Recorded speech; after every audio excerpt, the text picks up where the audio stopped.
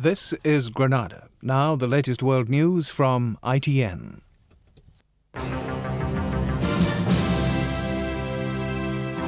This is the news from ITN. Tonight's headlines. IRA ceasefire. The government is optimistic but says the countdown to talks hasn't started yet. Trade unionists rally round striking signal workers. And Worcestershire put paid to Warwickshire's cricket Grand Slam. Good evening. It's clear tonight that the government is still to be convinced that the IRA has renounced violence forever. The Northern Ireland Secretary said the clock hasn't started yet on the countdown to talks. John Major was optimistic but said he needed to be copper-bottom certain. Sinn Féin's President Gerry Adams again called for troops to be taken off the streets. This afternoon, a group of locals moved in to reopen the border crossing at Lecky Bridge. It's the 38th time in 2.5 years this particular crossing has been reopened. It's not clear if the security forces will now seal it off again. That's because on the ground things are beginning to change. The police clearly trying to win over hearts and minds. The politicians are cautious. On a special ITV programme today on the future of Ireland, Sir Patrick Mayhew said the government wanted to hear more from the IRA. We want to believe that this is over for good. We want to believe that, so do the people of Northern Ireland as a whole. But we can't snatch at it and say, well, let's take a chance. Mr. Adams, speaking live with an actor relaying his words, said the IRA statement was quite clear. It is obvious for anyone who wants to read the IRA statement that when we say definitively, then they say definitively that there is a complete cessation of military operations. That is what they mean. Both Mr. Adams and the government are aware the fragile peace built so far needs to be worked on. This issue may be resolved gradually, but there are likely to be many others. Mr. Major will have to decide, for example, how quickly he wants to lift the broadcasting ban. When we're clear that there is permanence about this ceasefire, when that is not only clearly stated, but after it's been clearly stated, it has been clearly demonstrated for a while, then there are a whole range of things that we can credibly look at. Today on the Falls Road, a new baby was christened. It is possible now that he might grow up free of the violence that's blighted thousands of lives. But the situation here is still sensitive. People torn between optimism and skepticism, hoping this is the dawn of a new era, but fearing it may be only history repeating itself. Tom Bradby, ITN, in Belfast. Reports are coming in of a bomb explosion in West Belfast. Our Ireland correspondent Tom Bradby joins us on the phone now. Tom, what's happened? Well, there was a huge explosion heard about 25 minutes ago. It was heard all over Belfast, and it was a car bomb that went off in Sebastopol Street. Now, that's just next to the Sinn Féin press office. It went off without any warning, but as far as we can tell, there don't appear to be any injuries. At the moment, the car is still a smouldering wreck. There's debris all over the road, and smoke is still rising into the night sky. A crowd has gathered at the scene, but as far as we can tell, there doesn't appear to be any antagonism at the moment. What is the effect of this likely to be, particularly bearing in mind of where this has happened and how close it was to Sinn Féin headquarters? What effect is this likely to have on the ceasefire and the process now? It's very difficult to tell. It raises the temperature, of course, but it won't necessarily have any effect on the peace process. Before the IRA called its ceasefire, it did launch a series of attacks into loyalist areas, a series of bomb attacks on pubs, and in fact it killed a number of alleged loyalist leaders. So it may be that the loyalists are simply pursuing a similar strategy. Tom, thank you very much. Striking signal workers have received a massive show of support from delegates gathering in Blackpool for the TUC conference. The TUC's General Secretary John Monks said the Congress stood together with their union, the RMT. The RMT leader, Jimmy Knapp, urged his members to make the final push for victory. Using his position as this year's TUC president to full advantage, Jimmy Knapp again blamed the government for the rail strikes. My advice to ministers is give up trying to play the Thatcher. Get your fingers out of the pie and let rail track meet us openly and honestly, and we'll do a deal. The new head of the TUC says poll findings show an upsurge of support for trade unionism, which the rail strikes have helped to crystallise. The experience of today is of the overmighty employer in very many instances. It's not the overmighty union anymore. And to see a union having a go at an employer who's acted in a high-handed way, in a very arbitrary way, I think has cheered quite a lot of people up. Motions on sensitive issues like employment law have been carefully framed, so they're unlikely to come into conflict with the new Labour leader, Tony Blair.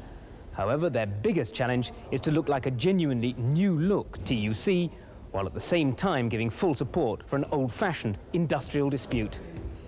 Mark Webster, ITN, Blackpool.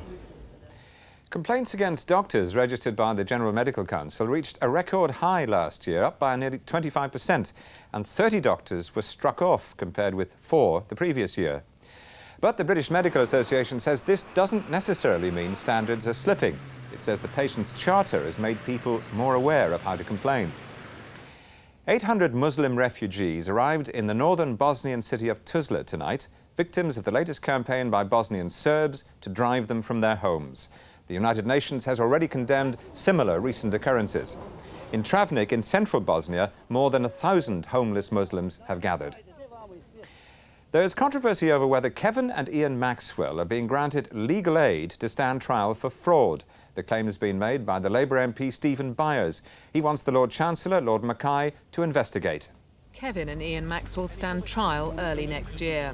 The cost of the complicated fraud case is likely to run to millions of pounds. When he was alive, their father regularly paid for legal action. According to a Labour MP, the public will be funding his son's legal bills.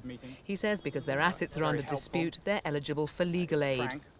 Mirror Group pensioners who lost more than £400 million from their pension fund are furious. They've already spent £20 million on legal fees. It's just adding insult to injury to the pensioners who are having to meet their own legal costs in trying to recover some of the monies that were taken from their pension fund.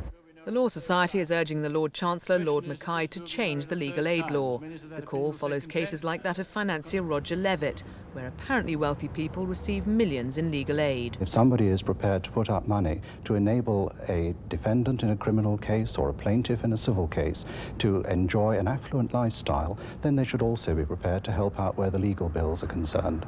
The Lord Chancellor's office say, regardless of the Maxwell case, he was already reviewing the law.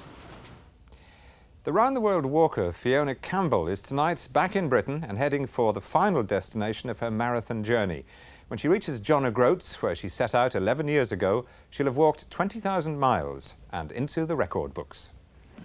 These feet, it seems, were made for walking. Today, almost 20,000 miles after leaving home at the age of 16, Fiona Campbell has her goal in sight. All the emotion coming out and seeing the White Cliffs getting closer and everything. It's so good to be home.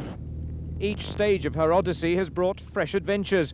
During her 10,000-mile journey through Africa, Fiona encountered disease, hostile villagers and a terrifying attack whose scars remain to this day. Her safe arrival at Dover ending 11 years of worry for a family who've supported her every step of the way. Being out of touch for so long, that was really bad. And I was often very, very concerned for you. Back on the road tonight, the woman described by explorer Ranulph Fiennes as the greatest walker of them all. She has 870 miles to decide her next challenge. Robert Hall, ITN, Dover. Warwickshire's dream of being the first county to win the Grand Slam of all 4 cricket titles is tonight just a memory. The Midlands rivals Worcestershire shattered their hope with an 8-wicket victory in the NatWest Trophy final at Lord's. The writing was on the wall for Warwickshire right from the start. Newhurst snapping up 2s at short extra cover off the 3rd ball of the morning. Brian Lara led the charge as Warwickshire resumed their search for the elusive Grand Slam. But when he went for 81, trying one too many sweeps to mid-wicket, the county champions were up against the ropes. Their main hope on his way back to the pavilion. Worcestershire's batsmen quickly punished Warwickshire's attack, this effort from Moody disappearing from sight. In the end, Worcestershire won with plenty to spare, Moody and Hick guiding them to an 8-wicket victory. It was sweet revenge after losing to the same team in the Benson and Hedges final, and at last someone had broken Warwickshire's monopoly on the silverware. And a reminder of tonight's breaking news, a large car bomb has gone off in Belfast outside the headquarters of Sinn Féin. There are no reports of casualties. There'll be updates on ITN bulletins through the night. But that's it for now. Good night.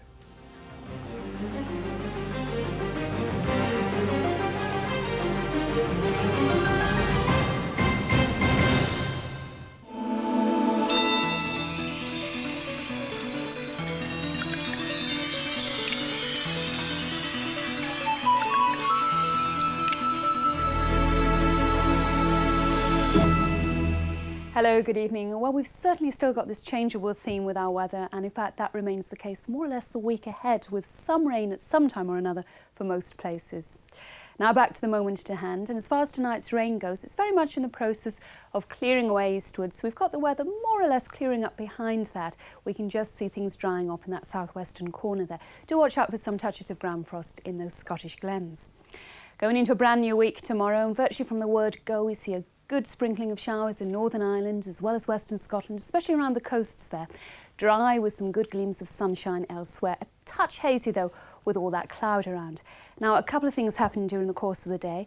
The showers in the very far northwest become more frequent and heavier from time to time, and if anything we see the cloud piling up even more in that southwestern corner, the southwest of England as well as South Wales, with rain just creeping into these areas by the end of the day. Temperature-wise, a high of 19 or 66, so fairly pleasant in central and eastern areas, 16 or 61 further north, but breezy with it, especially in the north and west. That's all from me. Good night.